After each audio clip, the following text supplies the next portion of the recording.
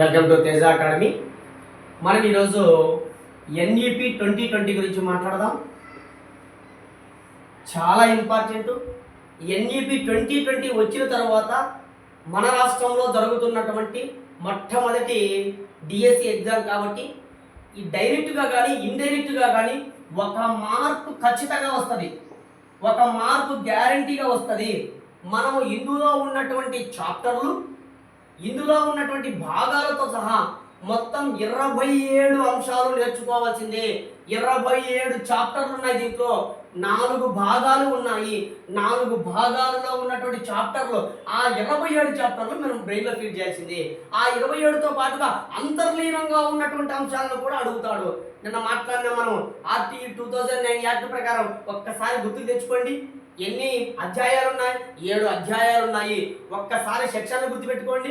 38 సెక్షన్లు ఉన్నాయి. ఎన్ని షెడ్యూల్ ఉన్నాయి? ఒక షెడ్యూల్ ఉంది. ఇలాగ ఒక్కసారి ఒక చదివేటప్పుడు ఒకసారి ఆ వెనక్కి వెళ్ళి ఒకసారి రీకాల్ చేయండి. సరే, నేషనల్ ఎడ్యుకేషన్ పాలసీ 2020 మనందరికీ తెలిసిందే. విద్య ప్రారంభంలో రాష్ట్ర జాబితాలో ఉంది. తర్వాత ఇందిరాగాంధీ ప్రధానమంత్రి కాలంలో 1976వ సంవత్సరంలో 42వ రాజ్యాంగ సవరణ చట్టం ద్వారా విద్యను రాష్ట్ర జాబితా నుంచి ఉమ్మడి జాబితాలకు వేయడం జరిగినది, మాట్లాడుకున్నాం. ఆ తర్వాత విద్యా హక్కు 2002వ సంవత్సరంలో చేయడం జరిగింది. కానీ విద్య హక్కు మీద చట్టం మాత్రం 2009లో చేశారు. 2010 ఏప్రిల్ 1వ తేదీ నుంచి అమలులోకి వచ్చిందని మనం మాట్లాడుకున్నాం. రాజ్యాంగంలో విద్యకు సంబంధించినటువంటి అంశాలు 45వ ఆర్టికల్ గురించి చక్కగా మాట్లాడినాం. 21 ఏ ఆర్టికల్ గురించి మాట్లాడడం చక్కగా మాట్లాడుకున్నాం. 51 ఏ ఆర్టికల్ గురించి కూడా మాట్లాడుకున్నాం. అవి ఒకసారి ఆర్టీ 2009 యాక్ట్కి సంబంధించి గుర్తుపెట్టుకోండి. మరి ఎన్ఈపి 2020 అసలు ఎందుకు వచ్చింది ఒకసారి మాట్లాడుకున్నాం. సార్, భారతదేశంలో ఎడ్యుకేషన్ పాలసీస్ ఏమైనా ఇంకా ఉన్నాయా?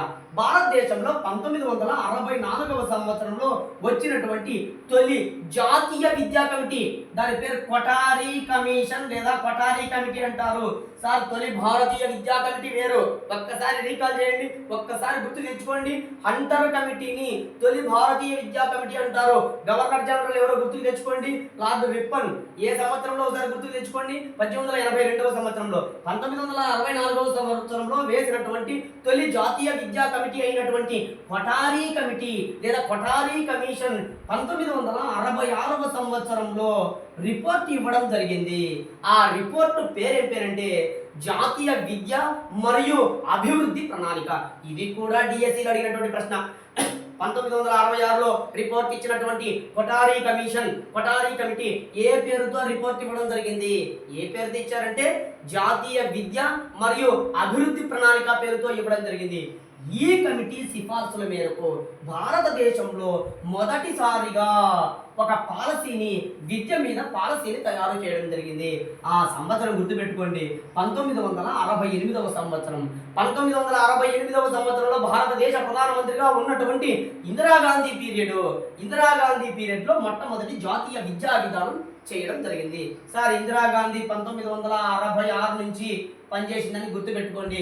ఆమె మధ్యలో గ్యాప్ వదిలితే 1984లో చనిపోవడం జరిగింది. సరే, మనకి ఈ గ్యాప్ ఎందుకు అవసరం అంటే 68లో ఎవరు ప్రధానమంత్రి ఉండాలో గుర్తుపెట్టుకోవాలా. ప్రధానమంత్రి ఇందిరాగాంధీ కాలంలో మొట్టమొదటి జాతీయ విద్యా విధానాన్ని తయారు చేయడం జరిగింది.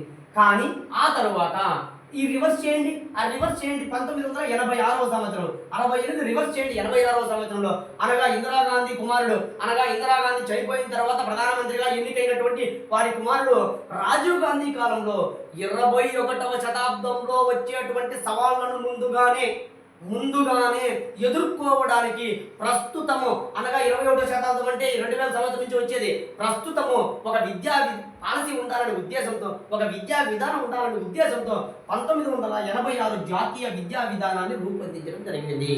ఇక్కడ చూడండి, 1986లో రెండవ జాతీయ విద్యా విధానాన్ని తీసుకురావడం జరిగింది. అప్పటి నుంచి ఇదే జాతీయ విద్యా విధానాన్ని మాత్రమే కొనసాగించినాము. ఇటువంటి నేపథ్యంలో భారతదేశ ప్రధానమంత్రిగా ఎన్నికైన నరేంద్ర మోడీ గారు ఇక 3వ జాతీయ విద్యా విధానం తీసుకురావాలి అనే ఉద్దేశంతో 34 సంవత్సరాల తరువాత ఇది కూడా అడుగుతాడు. 34 సంవత్సరాల తర్వాత ఒక నూతన జాతీయ విద్యా విధానాన్ని తయారు చేయడం జరిగింది. ఆ నూతన జాతీయ విద్యా విధానం పేరే ఎన్ఈపి 2020. సార్ ఇదంతా కూడా ఇంట్రడక్షన్, ఇదంతా కూడా మీకు ఇంట్రడక్షన్ అనేది గుర్తుపెట్టుకోండి.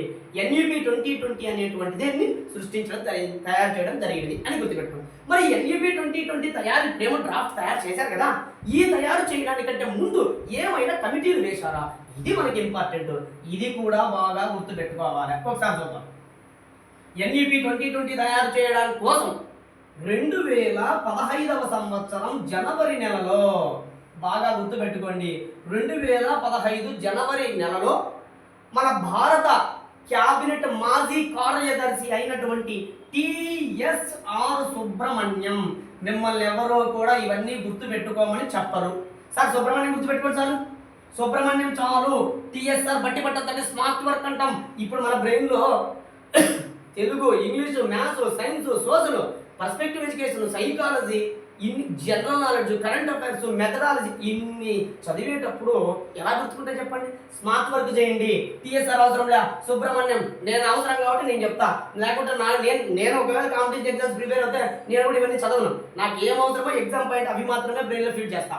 TSR సుబ్రహ్మణ్యం యొక్క అధ్యక్షతన ఈయన భారత క్యాబినెట్ మాజీ కార్యదర్శి. సార్ భారతదేశంలో అత్యున్నత ఉద్యోగి ఎవరంటే కార్యదర్శి, క్యాబినెట్ కార్యదర్శి. మొత్తం క్యాబినెట్ కార్యదర్శి భారత అత్యున్నత కార్యదర్శి, ప్రభుత్వ ఉద్యోగం గుర్తుపెట్టుకోండి. ఈ భారత క్యాబినెట్ కార్యదర్శిగా పనిచేసినటువంటి TSR సుబ్రహ్మణ్యం అధ్యక్షతన ఒక కమిటీ వేయడం జరిగినది. ఈ కమిటీ బాగా క్షుణ్ణంగా అధ్యయనం చేసి 2016 మే 26వ తేదీన కేంద్ర మానవ వనరుల అభివృద్ధి శాఖకు ఈ రిపోర్ట్ ఇవ్వడం జరిగినది. సార్ జమ్మం గుర్తుపెట్టుకోండి, జనవరి మే, ఎందుకంటే ఇక్కడ ఇంకొక కమిటీ వస్తుంది, ఆ కమిటీ కూడా జమ్మమే. చూద్దాం ఒకసారి. జమ్మం ఎందుకంటే జనవరి మే 26. ఒక్కసారి చూడండి, మే 26వ తేదీ. పెద్దగా కన్ఫ్యూజ్ ఏమీ వద్దు, ఒక్కసారి ఒక ట్రేస్ అవుట్ చేసుకోండి. సారీ 28 మే 28వ తేదీన రిపోర్ట్ ఇవ్వడం జరిగింది. 26 కాదు 28. మే 28వ తేదీన రిపోర్ట్ ఇవ్వడం జరిగింది. ఒక్కసారి చూడండి, ఈజీగా ట్రేస్ అవుట్ అవుతుంది. సరే, 2015 జనవరిలో వేసినటువంటి TSR సుబ్రహ్మణ్యం కమిటీ 2016 మే 28వ తేదీన మన మానవ వనరుల అభివృద్ధి శాఖ మంత్రికి రిపోర్ట్ ఇవ్వడం జరిగింది. సరే, ఇక్కడ బాగా గుర్తుపెట్టుకోండి, ఈ TSR సుబ్రహ్మణ్యం యొక్క కేటగిరీ గుర్తుపెట్టుకోండి. ఆయన భారత మాజీ క్యాబినెట్ కార్యదర్శి అని గుర్తుపెట్టుకోండి. ఎందుకు చెప్తున్నానంటే ఒకసారి బిట్ అడిగాడు. 1964లో వేసినటువంటి తొలి జాతీయ విద్యా కమిటీ అయినటువంటి కొఠారీ కమిషన్ వేసినప్పుడు కొఠారీ ఈ క్రింది దేనికి అధ్యక్షుడిగా ఉన్నారు, దేనికి చైర్మన్గా ఉన్నారు? UGC చైర్మన్ అయినా. కాబట్టి మనం ఏ ప్రశ్న ఏ రూపంలో అడుగుతారో తెలియదు. కాబట్టి మనం అన్నిటికీ సిద్ధం కావాలా, ఓవరాల్ నాలెడ్జ్ పెట్టుకోవాలి కదా. సరే, TSR సుబ్రహ్మణ్యం అధ్యక్షతన 2015 జనవరిలో వేస్తే 2016 మే 28వ తేదీన రిపోర్ట్ ఇవ్వడం జరిగింది. ఒక్కసారి ఇస్తానే ఈ కమిటీకి ఏం పేరు పెట్టారంటే ఈ కమిటీ సీనెప్ అని గుర్తుపెట్టుకోండి. సీనెప్ అంటే ఏంటంటే committee for evaluation national education policy. ఎందుకంటే ఎవాల్యుయేషన్, మూల్యాంకనం చేయండి. దేశం అంతా తిరగండి, మీరు విద్య ఏ విధంగా ఉండాలో చూసుకోండి. మొత్తం అంతా ఒక మూల్యాంకనం చేయండి, విద్య మీద సమగ్రంగా అధ్యయనం చేయండి అని ఒక రిపోర్ట్ తయారు చేయండి అని TSR సుబ్రహ్మణ్యం అధ్యక్షతన 2015 జనవరిలో వేస్తే ఈ కమిటీకి ఏం పేరు అంటే సీనెప్ అని గుర్తుపెట్టుకోండి. Committee for evaluation national education policy. ఇది ఇచ్చిన తర్వాత దీనిని ఆధారంగా చేసుకొని, ఈ సీనెప్ కమిటీ ఆధారంగా చేసుకొని మానవ వనరుల అభివృద్ధి మంత్రిత్వ శాఖ ఏం చేసిందంటే ఒక డ్రాఫ్ట్ పాలసీని తయారు చేసింది. సార్ ఎప్పుడన్నా కానీ డ్రాఫ్ట్ అంటే అర్థం ఏంటంటే ఇంకా పూర్తిగా కాదు, క్లుప్తంగా కాదు, జస్ట్ డీటెయిల్గా కాకుండా ఏమేమి ఉండాలి, వాళ్ళు ఏం చెప్పారు, మనం ఏం తయారు చేసినాం అని క్లుప్తంగా తయారు చేసుకొని దీనిని ఏం చేశారంటే ఈ డ్రాఫ్ట్ పాలసీని గవర్నమెంట్ ఆఫ్ ఇండియా వెబ్సైట్లో పెట్టడం జరిగింది. గవర్నమెంట్ ఆఫ్ ఇండియా వెబ్సైట్లో పెట్టారు. ఎందుకు పెట్టారంటే ఏమైనా సరే మేము తయారు చేసిన డ్రాఫ్ట్ అంటే అర్థం ఏంటంటే పూర్తి పాలసీ కాదు, జస్ట్ పై పైన హెడ్డింగ్ అంటాం కదా, ఈ విధంగా మేము తయారు చేయాలనుకుంటున్నాం, ఈ విధంగా ఉంది, మీరు ఒకసారి నాకు సలహాలు సూచనలు ఇవ్వండి అని చెప్తే ఈ గవర్నమెంట్ ఆఫ్ ఇండియా వెబ్సైట్లో పెడితే దాదాపుగా 2.5 లక్షల గ్రామ పంచాయతీల నుండి 2 లక్షల పైచిలుకు మెసేజ్లు వచ్చినాయి. సార్ విద్యా వ్యవస్థ ఈ విధంగా ఉండాలి, సార్ విద్యా వ్యవస్థ ఈ విధంగా ఉండకూడదు అని చెప్పి 2 లక్షల పైచిలుకు మనకు మెసేజ్లు వచ్చాయి ఈ గవర్నమెంట్ ఆఫ్ ఇండియాలో. ఈ మానవ వనరుల అభివృద్ధి శాఖకు అర్థం కావడం లేదు. అరే మనం తయారు చేసిన డ్రాఫ్ట్ పాలసీలో ఇన్ని లోపాలు ఉన్నాయా? భారత ప్రజలు ఇంకా ఇంకా ఈ విధంగా కోరుకుంటున్నారు విద్యను. అదే ఈ సీనెప్ అనేది దేశవ్యాప్తంగా తిరిగినప్పటికీ, బాగా సమాచారాన్ని సేకరించినప్పటికీ ఇంకా కొత్త రకమైనటువంటి విద్యకు సంబంధించినటువంటి అంశాలు చేర్చాలా అని దీని మీద ఇంకొక కమిటీ వేస్తే బాగుంటుంది అని నిర్ణయించుకోవడం జరిగింది. చూడండి సార్, 2015, 2016 అయిపోయింది. ఎప్పుడు 2016లోనే డ్రాఫ్ట్ పాలసీ తయారు చేశారు. చాలా జాగ్రత్తగా ఈ డ్రాఫ్ట్ పాలసీని తయారు చేసింది ఎవరు? టిఎస్ఆర్ సుబ్రహ్మణ్యం కాదు. టిఎస్ఆర్ సుబ్రహ్మణ్యం కమిటీ పేరు సీనెప్ అంటాము. ఈ సీనెప్ కమిటీ, ఈ సీనెప్ అనేది committee for evaluation national education పాలసీని, ఆ సూచనలు, ఆ సలహాలన్నీ ఎంతపై మానవ వనరుల అభివృద్ధి మంత్రిత్వ శాఖకి ఇస్తే అది డ్రాఫ్ట్ పాలసీని తయారు చేసింది. ఏ కమిటీని ఆధారంగా చేసుకుని? ఈ టిఎస్ఆర్ సుబ్రహ్మణ్యం కమిటీని ఆధారంగా చేసుకుని. ఇప్పుడు ఈ డ్రాఫ్ట్ పాలసీని తయారు చేసిన తర్వాత దీంట్లో చాలా లోపాలు ఉన్నాయని, దీని మీద కూడా ఒక కమిటీ వేయాలని కేంద్ర మానవ వనరుల అభివృద్ధి మంత్రిత్వ శాఖ నిర్ణయించింది. ఇందులో భాగంగానే 2017 బాగా గుర్తుపెట్టుకోవాలా, 2017 జూన్ 26వ తేదీన చాలా ఇంపార్టెంట్, కస్తూరి రంగన్, వెరీ ఇంపార్టెంట్. మళ్ళీ మనం కరెంట్ అఫైర్స్ లో మాట్లాడుకున్నాం. ఈ కస్తూరి రంగన్ ఇటీవల మరణించడం జరిగింది. కరెంట్ అఫైర్స్ లో మాట్లాడదాం. ఈ 2017 జూన్ 26వ తేదీన ఈ కస్తూరి రంగన్ కమిటీని వేయడం జరిగింది. ఈ కమిటీకి ఏం పేరంటే CDNEP. సార్ ఏంటో చెప్దాం. సార్ గుర్తుపెట్టుకోండి, టిఎస్ఆర్ సుబ్రహ్మణ్యం సీనెప్ అంటాము, ఈ కమిటీని ఏమంటాము? CDNEP అంటాం. సార్ సిడి అంటే ఏంది? Committee for draft national education policy. అంటే అర్థం ఏంటంటే మేము తయారు చేసినటువంటి డ్రాఫ్ట్ పాలసీ మీద, అలాగే కేంద్ర మానవ వనరుల అభివృద్ధి మంత్రిత్వ శాఖ తయారు చేసినటువంటి డ్రాఫ్ట్ పాలసీ మీద బాగా అధ్యయనం జరపండి. అధ్యయనం జరిపి ఇప్పుడున్నటువంటి పరిస్థితులకు అనుగుణంగా ఒక నేషనల్ ఎడ్యుకేషన్ పాలసీని తయారు చేయండి అని కస్తూరి రంగన్ ఆధ్వర్యంలో ఒక కమిటీని వేయడం జరిగింది. ఆ కమిటీ పేరు CDNEP. మరి కస్తూరి రంగన్ కమిటీలో ఉన్నటువంటి మొత్తం సభ్యుల సంఖ్య ఇది మనకు అడుగుతాడు. ఎంతమంది అంటే 1+9. సార్ ఏం సార్ అంటే ఈ 1 ఎవరంటే కస్తూరి రంగనే, ఈ 1 ఎవరంటే అధ్యక్షుడు, ఈ 1 ఎవరంటే కార్యదర్శి. ఈ 9 మంది సభ్యులు గుర్తుపెట్టుకోవాలి. చాలా సులభంగా గుర్తుపెట్టుకున్నాము, ఈజీగా గుర్తుపెట్టుకుంటాం. దాంట్లో నో డౌట్. ఒకసారి గుర్తుపెట్టుకున్నాం ఎలాగో. సార్ ఫస్ట్ తెలుసు అందరికి, ఈ కమిటీకి అధ్యక్షుడు ఎవరు? కస్తూరి రంగన్. ఈ కస్తూరి రంగన్ కమిటీకి కార్యదర్శి షకీలా టి శంషు. సార్ మనం ఏం లేదు, మీరు ఎవరినైనా గుర్తుపెట్టుకోండి, షకీలానైనా గుర్తుపెట్టుకోండి, షంసునైనా గుర్తుపెట్టుకోండి. మిమ్మల్ని 100% నేనైతే అంతా గుర్తుపెట్టుకోవద్దని నేను చెప్తా. కొద్దిగా గుర్తుపెట్టుకోండి, షకీలాను గుర్తుపెట్టుకోండి. షకీలా కార్యదర్శిగా ఈ NEP 2020లో కస్తూరి రంగన్ అధ్యక్షుడిగా ఒక కమిటీ వేయడం జరిగింది. ఇందులో ఉన్నటువంటి 9 మంది సభ్యులను మనం ట్రేస్అవుట్ చేయాలి, 9 మంది సభ్యులను గుర్తించాలి. నేను మళ్ళీ ఈ పాఠ్యాంశం అయిన తర్వాత ఎగ్జామ్ మాదిరిగా దాదాపుగా 100 ప్రశ్నలు ఇస్తాను. ఆ 100 ప్రశ్నలు బాగా చేయండి, 100% బిట్టు పక్కా అవ్వదు. సరే చూద్దాం ఒకసారి ఆ 9 మంది ఎవరు. మొదటి వ్యక్తి మంజుల్ భార్గవ్. ఒక్కసారి మొత్తం అందరూ ఒకసారి మనం ట్రేస్అవుట్. ఈ 9 మంది సులభంగా గుర్తుపెట్టుకోవచ్చు. దీంట్లో మరీ మీరు ఇబ్బంది పడేటువంటి నాకు తెలిసి ఇబ్బందికరమైన పరిస్థితి ఏది లేదు. రెండవ వ్యక్తి వసుధా కామత్. సార్ నేను అన్ని పేర్లు రాస్తా, నేను ఎలా గుర్తుపెట్టుకోవాలో చెప్తా, ఏ పేరు గుర్తుపెట్టుకోవాలో చెప్తా ఇవన్నీ రాసేటప్పుడు. తర్వాత రామ్ శంకర్ కురిల్. మీకు అవసరం లేదు, నేను ఏం చెప్తానో అది నేర్చుకోండి. రామ్ శంకర్ కురిల్. తర్వాత వ్యక్తి పేరు రామ్ శంకర్ కురిల్. తర్వాత కృష్ణమోహన్ త్రిపాఠి. కృష్ణమోహన్ త్రిపాఠి. 5 టీవీ కట్టమణి.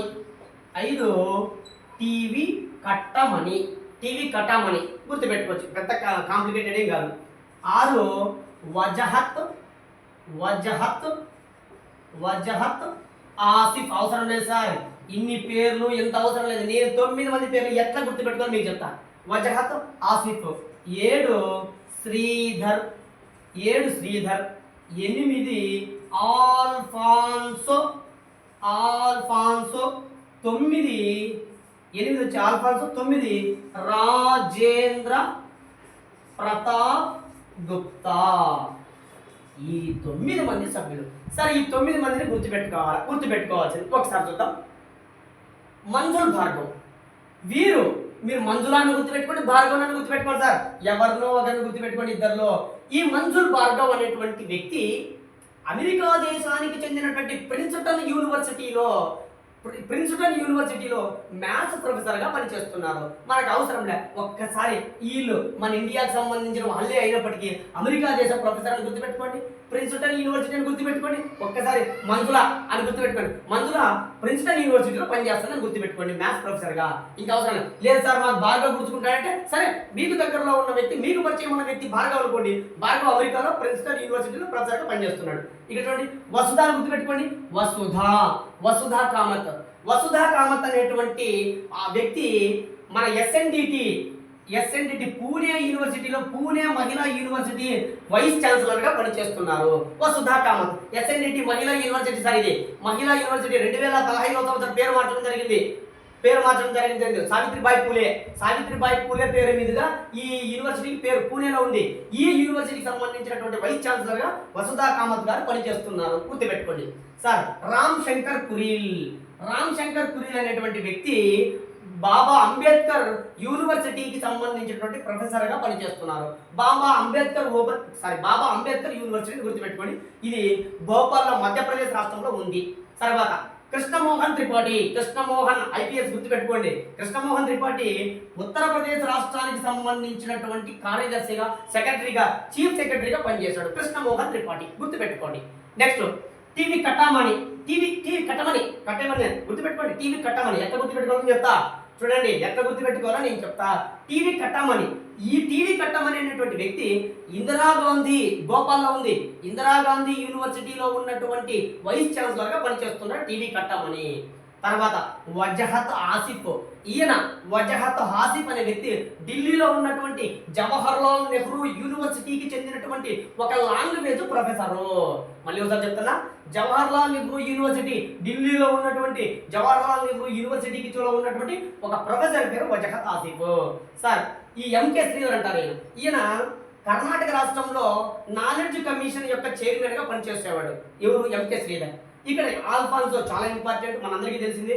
భారతదేశంలో తొలి అక్షరాస్యతలో మొదటి స్థానంలో ఉన్న రాష్ట్రం ఏంటంటే కేరళ రాష్ట్రంలో 1990వ దశకంలో ఒక జిల్లా సంపూర్ణ అక్షరాస్యత సాధించింది. ఆ జిల్లా పేరేంటే ఎర్నాకుళం జిల్లా. ఆ ఎర్నాకుళం జిల్లాకు కలెక్టర్ గా పనిచేసినప్పుడు అద్భుతమైనటువంటి సంపూర్ణ అక్షరాస్యతలో అద్భుతమైనటువంటి కార్యక్రమాలు చేపట్టి ఆ జిల్లాను దేశంలోనే ముందుండే నడిపించినటువంటి వ్యక్తి. అందుకే ఎన్నో ఈ ఎన్ఈపీ 2020లో భాగస్వామ్యం చేయడం జరిగింది. కేరళ రాష్ట్రానికి చెందిన వ్యక్తి అని గుర్తుపెట్టుకోండి. రాజేంద్ర ప్రతాప్ గుప్తా.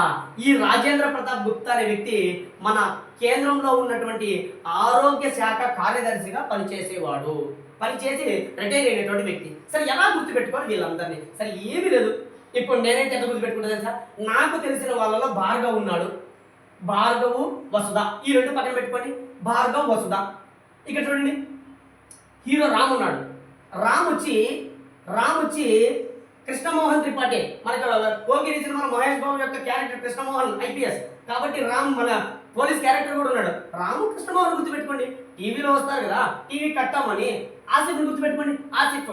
ఈ వ్యక్తుల పేర్లు మనందరికీ తెలిసింది. శ్రీధరు, రాజేంద్ర. మీరు రాజేంద్ర ప్రతాప్ గుప్తా ఉంటే ప్రతాపనాన్ని గుర్తుపెట్టుకోండి, రాజేంద్రని గుర్తుపెట్టుకోండి. ఏముంది సార్? ఒకసారి చూడండి, మంజుల, వసుధ, తర్వాత రామ్ని గుర్తుపెట్టుకోండి. రామ్ శంకర్ కురీల్ వద్దు, దయచేసి చెప్తున్నా, ఇది వద్దు, ఇవన్నీ నేర్చుకోవద్దండి సార్. మంజుల గుర్తుపెట్టుకోండి, వసుధాన్ని గుర్తుపెట్టుకోండి, రామ్ గుర్తుపెట్టుకోండి, కృష్ణమోహన్ గుర్తుపెట్టుకోండి, కట్టమని గుర్తుపెట్టుకోండి, ఆసిఫ్ని గుర్తుపెట్టుకోండి. వజహత్ ఆసిఫ్ వద్దు, ఆసిఫ్ని గుర్తుపెట్టుకోండి. శ్రీధరు, ఆల్ఫాన్సో, రాజేంద్ర. లేదు సార్ మాకు ప్రతాప్ ఉన్నాడంటే ప్రతాప్ గుర్తుపెట్టుకోండి. ఏదో ఒక విధంగా 1+1+9 గుర్తుపెట్టుకోండి సార్. ఒకటి ఎవరు? అధ్యక్షుడు కస్తూరి రంగన్, కార్యదర్శి ఎవరు? షకీలా టీ శంషు. ఈ 9 మంది సభ్యులు. మరి వీళ్ళందరూ బాగా పరిశీలించి మన CDNE దీన్ని committee draft for national education policy అంటాం కదా, దీనిని ఎప్పుడు రిపోర్ట్ ఇవ్వడం జరిగింది? 2019 మే 31. సార్ మళ్ళీ చెప్తున్నా, అన్నీ జమ్మాలి. అదో 2015 జనవరిలో TSR సుబ్రహ్మణ్య కమిటీని వేయడం జరిగింది. ఇదో 2016 మే 28వ తేదీన రిపోర్ట్ ఇవ్వడం జరిగింది. చూడండి 2017వ సంవత్సరంలో జూన్ 26వ తేదీన మన కస్తూరి రంగన్ కమిటీని వేయడం జరిగింది. ఇదిగో 2019 మే 31వ తేదీన రిపోర్ట్ ఇవ్వడం జరిగింది. ఈ రిపోర్టును ఆధారంగా చేసుకొని కేంద్ర మానవ వనరుల అభివృద్ధి శాఖ మంత్రి అయినటువంటి రమేష్ నిశాంక్ పోఖ్రియాల్, నా పేరే రమేష్ కాబట్టి నా పేరు గుర్తుపెట్టుకోండి, రమేష్ నిశాంక్ పోఖ్రియాల్కు రిపోర్ట్ ఇస్తే ఈ మన మానవ వనరుల అభివృద్ధి మంత్రిత్వ శాఖ ఏం చేసిందంటే ఒక పాలసీని తయారు చేసింది. ఆ పాలసీ పేరే నేషనల్ ఎడ్యుకేషన్ పాలసీ. సార్ ఎట్లా బిట్స్ ఉంటాయి మీకు ఒకసారి చెప్తా. అందరూ ఎంతసేపు ఉన్నా sir NEP national education policy 2020 అంటూనే ఏం చేస్తారు సార్ టిఎస్ఆర్ సుబ్రహ్మణ్యం కస్తూరి రంగన్ ఇక బట్టి పట్టుకున్నాడు. ఇప్పుడు ఒక ప్రశ్న చూడండి, ఇటీవల ఎన్ఈపీ 2020ని తయారు చేయడం జరిగింది. దీనిని ఈ క్రింది ఎవరు తయారు చేయడం జరిగింది? ఏ టిఎస్ఆర్ సుబ్రహ్మణ్యం,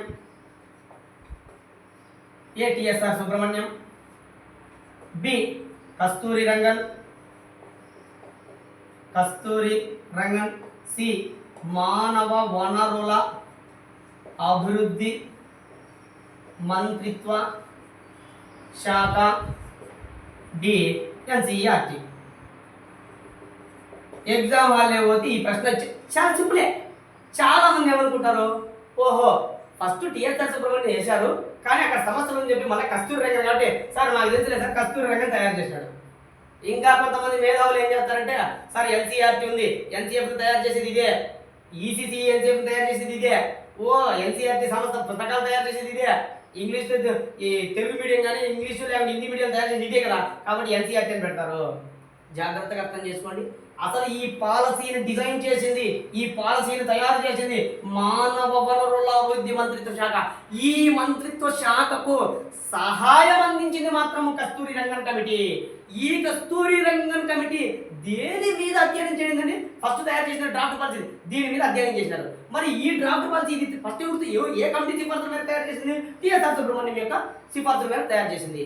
ఒక్కసారి వీడియోను జాగ్రత్తగా వినండి, ప్రశ్నాపత్రం మాత్రం ట్రేస్ అవుట్ చేసుకోండి, కన్ఫ్యూజ్ పడద్దండి. ఇట్లాంటి మన లాస్ట్లో ఎగ్జామ్ అయిపోయి మన లాస్ట్లో ఈ పాఠ్యాంశం అయిన తర్వాత చాలా ప్రశ్నలు ఉంటాయి. ఒకసారి బాగా చేయండి, మీకు ఈ ఎన్ఈపీ 2020 మీద సమగ్రమైనటువంటి అవగాహన కలుగుతుంది. సరే సార్, ఎన్ఈపీ 2020 యొక్క ఉద్దేశం ఏంటి? ఇది కూడా బట్టి పట్టండి, ఇది కూడా చాలా ఇంపార్టెంట్. ఫస్ట్ ఉద్దేశం సార్, లక్ష్యాలు ఉన్నాయి, ఫస్ట్ ఉద్దేశం మాట్లాడుకొని మళ్ళీ తర్వాత లక్ష్యం. ఉద్దేశం ఏంటి? ఏం లేదు, జస్ట్ వినండి. ఉద్దేశం ఏంటంటే అందరికీ నాణ్యమైన విద్యను అందించి, మళ్ళీ సార్ చెప్తానా, అందరికీ నాణ్యమైన విద్యను అందించి భారతదేశాన్ని ఒక శక్తివంతమైనటువంటి, ఒక సుస్థిరమైనటువంటి, ఒక జ్ఞాన సమాజ దేశముగా తయారు చేయడానికి కేంద్రీకృత విద్యను సృష్టించడమే ఎన్ఈపీ 2020 యొక్క ఉద్దేశం. మళ్ళీ సార్ చెప్తాను సార్ ఇక్కడ మీరు ఎగ్జామ్ హాల్లో బట్టి పట్టండి. ఎగ్జామ్ హాల్లో గుర్తు పెట్టుకోవాల్సింది నేను ఒకటి కీ పాయింట్ ఉంది దీంతో. చాలా మంది ఇక్కడే పొరపాటు చేస్తారు. మళ్ళీ ఒకసారి చెప్తాను, అందరికీ నాణ్యమైన విద్యను అందించి, అది ఎవరైనా చెప్తారు, భారతదేశాన్ని శక్తివంతమైనటువంటి సుస్థిరమైనటువంటి జ్ఞాన సమాజంగా లేదా జ్ఞాన భారతదేశంగా తయారు చేయడం కోసము కేంద్రీకృత విద్యను అందించడమే ఎన్ఈపీ 2020 యొక్క ఉద్దేశము. సార్ మీరు ఇవంతా బట్టి పట్టద్దండి, మీరు గుర్తుపెట్టుకోవాల్సింది ఏంటంటే సార్ అందరికీ నాణ్యమైన విద్య దీంట్లో ఉంది, ఓకే అయిపోయింది. ఇంకా ఏముంది ఆ లైన్లో? అందరికీ నాణ్యమైన విద్యను అందిస్తూ ఇంకా ఏముంది? శక్తివంతమైన సుస్థిరమైనటువంటి జ్ఞాన ప్రపంచాన్ని తయారు చేయడానికి కేంద్రీకృత విద్య. సార్ వికేంద్రీకృత విద్య కూడా ఒక ఆప్షన్లో ఉంటుంది. ఇదే ఆప్షన్ చూడండి. అందరికీ నాణ్యమైన విద్యను అందించి భారతదేశాన్ని శక్తివంతమైన సుస్థిరమైనటువంటి జ్ఞాన సమాజాన్ని తీర్చిదిద్దడానికి భారతదేశ వికేంద్రీకృత విద్యను ఎన్ఈపీ 2020 ప్రవేశపెట్టింది. సార్ వికేంద్రీకృత విద్యనా కేంద్రీకృత విద్యనా? బట్టి పట్టండి. కేంద్రీకృత విద్య, మళ్ళీ చెప్తున్నా, విద్యార్థుల్లో కేంద్రీకృత విద్య ఉంది. సరే సార్, మరి లక్ష్యాలు ఏంటి? మరి లక్ష్యాలు ఒకసారి మళ్ళీ రివిజన్ చేసుకుని ఉద్దేశం చదవండి, 1-2 సార్లు రాసుకోండి, చదువుకోండి. లక్ష్యాలు సార్ ఎన్ఈపీ 2020 మీద ఏమైనా లక్ష్యాలు ఉన్నాయా? ఎంత ఈజీ గుర్తుపెట్టుకోవచ్చు. లక్ష్యాలు కూడా ఈ క్రింది వల్ల ఎన్ఈపీ 2020 లక్ష్యాలు కానిదేదంటాడు. సార్ మనం చూద్దాం. 9 పాస్ ఎంత సార్ ఇది? 9 పాస్ కోడ్, ఇది కోడ్ ఎన్ఈపీ 2020 సంబంధించినటువంటి కోడ్ సార్ ఇది. ఎన్ఈపీ 2020 సంబంధించినటువంటి కోడ్ ఇది. ఎంత ఈజీగా గుర్తుపెట్టుకోవచ్చు. ఒకసారి చూద్దాం. 9 పాస్ ఏం దాంట్లో బట్టి పట్టదండి. మీరు బట్టి పట్టినారు అంటే చాలా ఇబ్బంది. ఓసారి చూద్దాం. నైనా పాస్. నై అంటే ఏంటంటే నైపుణ్యాలను పెంపొందించడం. సార్ మీరు బట్టి పట్టద్దంతా. నైనా పాస్. నై అంటే ఏంది? నైపుణ్యాలను పెంపొందించడం. 21వ శతాబ్దంలో ఉన్నటువంటి విద్యార్థులకు తగిన నైపుణ్యాలను పెంపొందించడమే ఎన్ఈపీ 2020 యొక్క లక్ష్యం, మొదటి లక్ష్యం. సార్ నేను ఇట్టే గుర్తుపెట్టుకోండి, నైపుణ్యాలను అంత నేర్చుకోండి. 21వ శతాబ్దంలో ఉన్నటువంటి విద్యార్థుల యొక్క నైపుణ్యాలను పెంపొందించడమే ఎన్ఈపీ 2020 యొక్క మొదటి లక్ష్యం. ఎవరు నేర్చుకోమన్నారు మిమ్మల్ని? అవసరం లే, నేను చెప్పిన కోడ్ నేర్చుకోండి. నైపుణ్యాలను పెంపొందించడం. నైపుణ్యాలను పెంపొందించడం. ఇంకా మన నైపుణ్యాలు ఎవరికి పెంపొందిస్తారు? ఎన్ఈపీ 2020 యొక్క ఉద్దేశం ఏమి? ఎన్ఈపీ 2020 ఉద్దేశం ఏంది? 3 నుంచి 18 సంవత్సరాల వయసులో ఉన్నటువంటి బాలబాలికలందరికీ విద్యను అందించాలి 2030 నాటికి. వాళ్ళకే కదా నైపుణ్యాలు పెంపొందించేది. వాళ్ళే కదా రేపు భవిష్యత్తులో విద్యార్థులు భారత పౌరులుగా ఎదిగేది. వాళ్ళకే కదా నైపుణ్యాలను పెంపొందించేది.